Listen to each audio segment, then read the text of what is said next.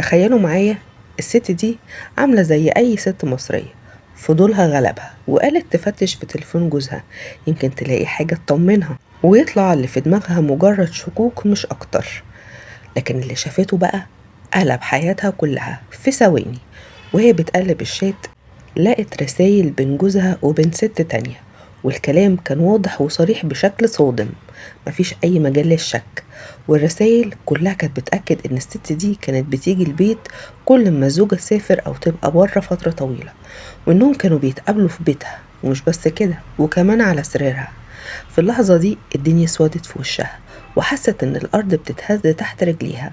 فضلت تقلب في المحادثات اكتر واكتر، وكل رسالة كانت اصعب من الرسالة اللي قبلها.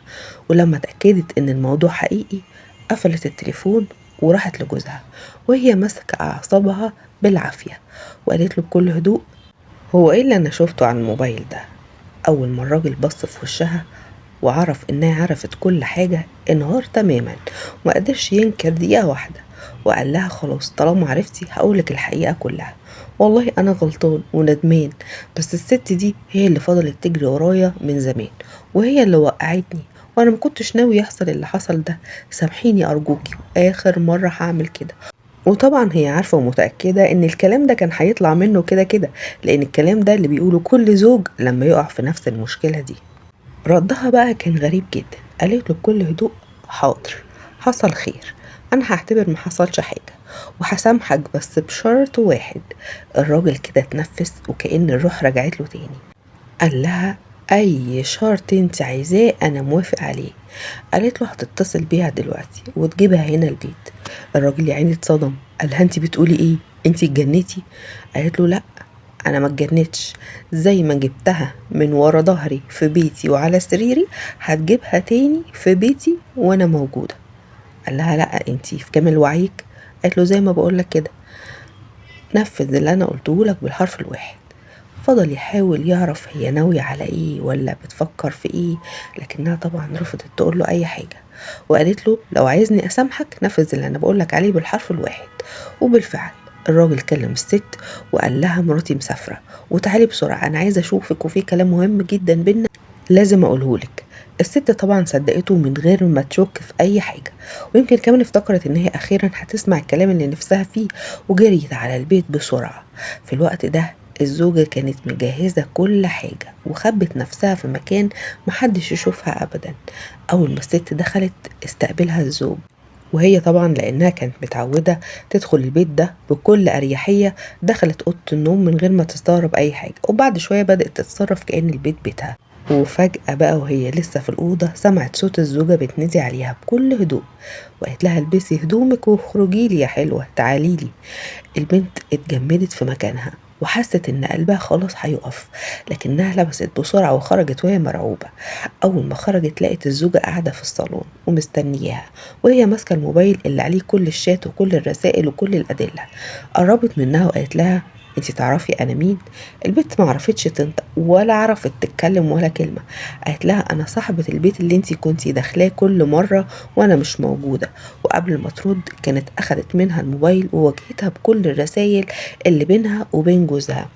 البنت انهارت جدا وقعدت تعيط وتحاول تبرر وتقول ان هو اللي كان بيكلمها وان هي غلطانة وان هي ندمانة، برضو نفس الكلام اللي بيتقال في المواقف اللي زي دي.